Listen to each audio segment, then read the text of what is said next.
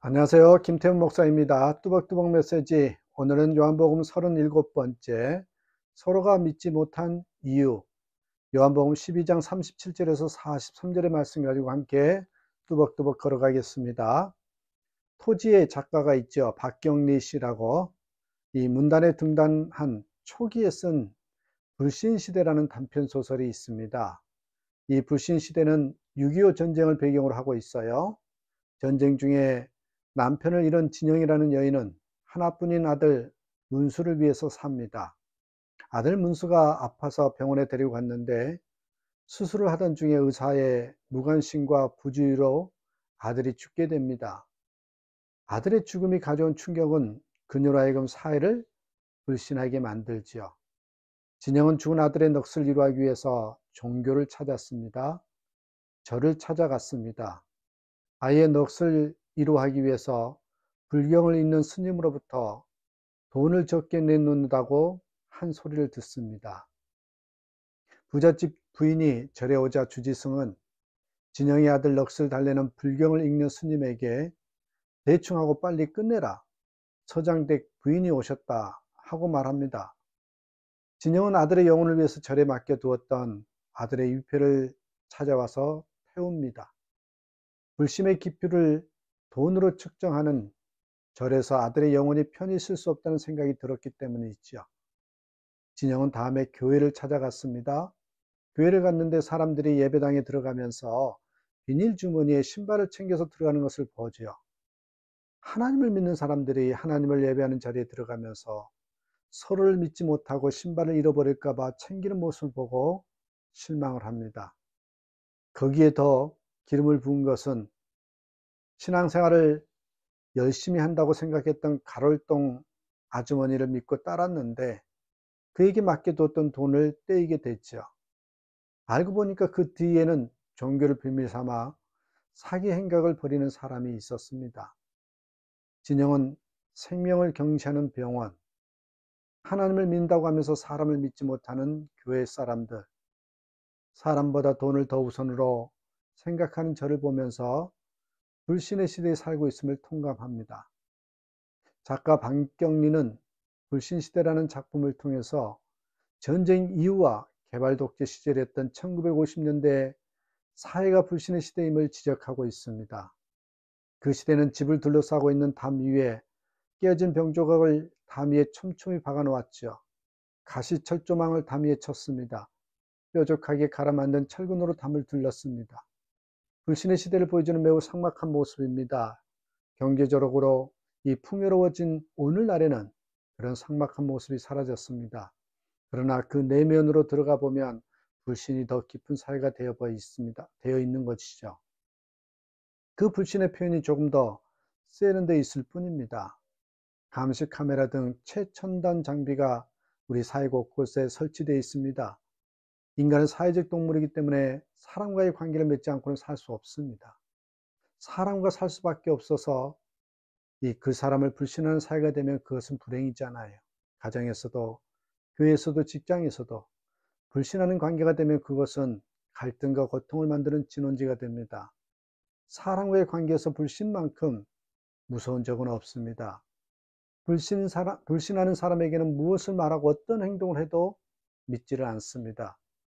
불신은 모든 것을 파괴하는 뿌리입니다. 오늘 본문에는 불신으로 인해서 하나님이 베푸시는 은혜의 세계를 보지 못하는 유대인에 대한 안타까움이 담겨 있습니다. 오늘 본문 바로 앞에 있는 36절을 보면 너희에게 아직 빛이 있을 동안에 빛을 믿으라. 그러면 빛의 아들이 되리라. 예수께서 불신하는 유대인들을 향해서 어둠을 밝히기 위해서 빛으로 오셨음을 선포하면서 빛을 믿으라. 그러면 빛의 아들이 되리라고 말씀하십니다. 믿으라고 강조하시는 예수님의 말씀에 이어서 나오는 말씀이 불신에 대한 것입니다. 37절. 이렇게 많은 표적을 그들 앞에서 행하셨으나 그를 믿지 아니하니. 예수님께서 많은 표적을 행하셨습니다. 죽은 자를 살리셨어요. 안전병을 일으키셨어요. 보리떡 5개와 물고기 2마리로 5,000명을 먹이셨습니다. 문둥병자를 낫게 했습니다. 물을 포도주로 만들었습니다. 38년 된 중풍병자를 일으켜 세웠지요.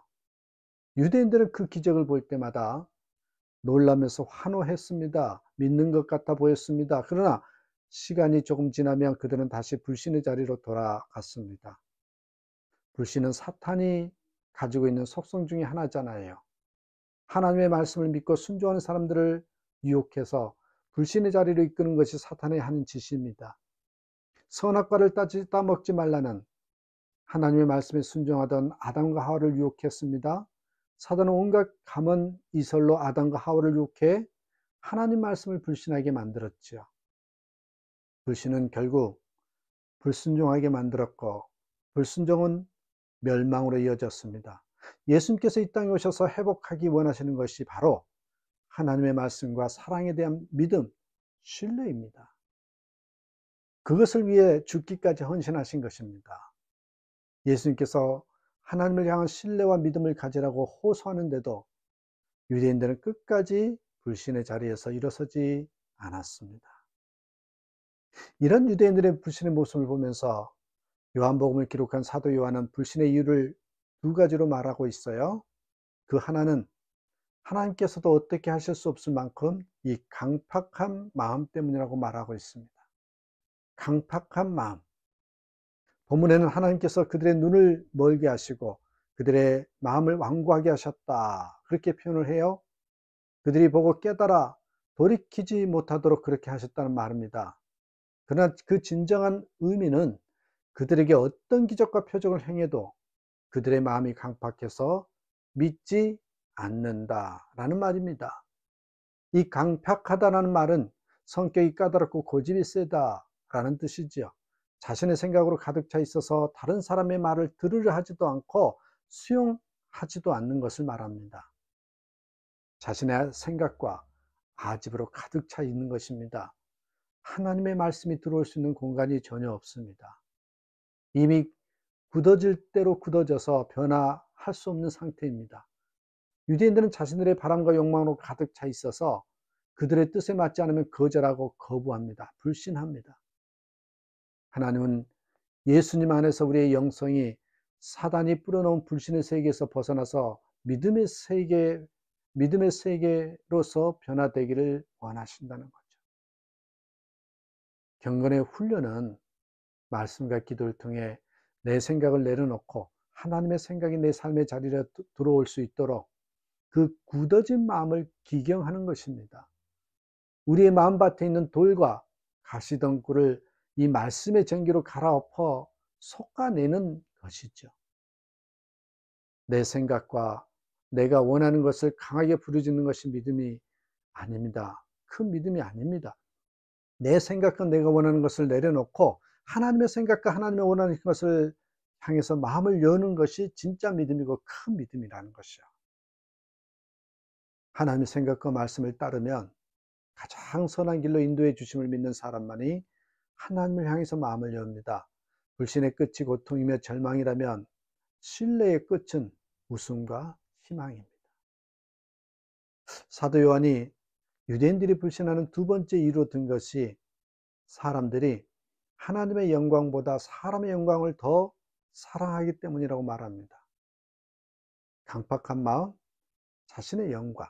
42절 33절에 그러나 관리 중에도 그를 믿는 자가 많되 바리새인들 때문에 드러나게 말하지 못하니 이는 출교를 당할까 두려워함이라. 그들은 사람의 영광을 하나님의 영광보다 더 사랑하였더라. 유대 갈린 중에는 예수님이 하나님의 아들이라는 사실을 믿는 사람들이 많았다고 말합니다. 그러나 그들이 자신들의 믿음을 말하지 못했습니다. 왜냐하면 유대사에서 막강한 힘을 가지고 있는 바리새인들에게 밉보여서 유대인들에게 사형이나 마찬가지인 출교를 당할까 봐 그게 두려웠기 때문이죠. 하나님의 영광보다 사람의 영광을 더 사랑하다 보니 사람의 눈치를 보게 됩니다. 사람의 영광을 크게 여기는 사람은 사람들을 기쁘게 해주고 그 사람들로부터 얻을 수 있는 이익과 영광을 챙기고 계산하죠. 사람의 영광을 사랑하는 것이 신앙생활에 있어서 가장 큰 걸림돌이 됩니다. 사람으로부터 인정을 받고 싶은 욕망이 우리를 강하게 유혹합니다. 사람들로부터 인정받고 사람들이 주는 영광을 얻고 싶어하는 욕구는 모든 사람들이 다 가지고 있습니다. 인간의 욕구 가운데 끝까지 남는 욕구가 명예욕이라고 말하지 않습니까? 그것을 내려놓기가 결코 쉽지 않습니다. 사람들로부터 주어지는 영광이 있다면 그것을 하나님의 영광으로 돌리기가 쉽지 않습니다. 본문에 참으로 중요한 내용이 나옵니다. 본문에 처음에 보면 예수께서 이 말씀을 하시고 그들을 떠나가사 숨으시니라, 이런 말씀이 나와요. 유대인들이 예수님을 왕으로 세우고 싶어 했습니다. 그 분위기가 대단했습니다. 예수님을 향한 사람들의 영광이 집중되어 있었습니다. 그런데 예수님은 사람의 영광이 집중될 때 숨으셨습니다. 하나님의 영광을 위해서입니다. 하나님의 영광을 위해서 사람의 영광을 뒤로 하고 숨을 때 하나님께서 예수님을 하나님 우편에 앉히시면서 높여주셨습니다. 교회 안에서 섬기는 모든 일꾼들은 하나님의 영광을 위해 사람의 영광을 뒤로하는 그런 지혜로움이 있기를 원합니다. 우리의 삶 속에서 하나님의 영광을 위해 사람의 영광을 뒤로하는, 그래서 숨는 그 가운데 임하시는 하나님의 영광의 은혜가 충만하다는 것을 잊지 마시고, 우리는 모두 강팍한 마음을 버리고 하나님의 영광을 위해서 살아가는, 그래서 하나님의 자녀로서 멋지게 살아가는 저와 여러분이 되시기를 주님의 이름으로 축원합니다. 감사합니다.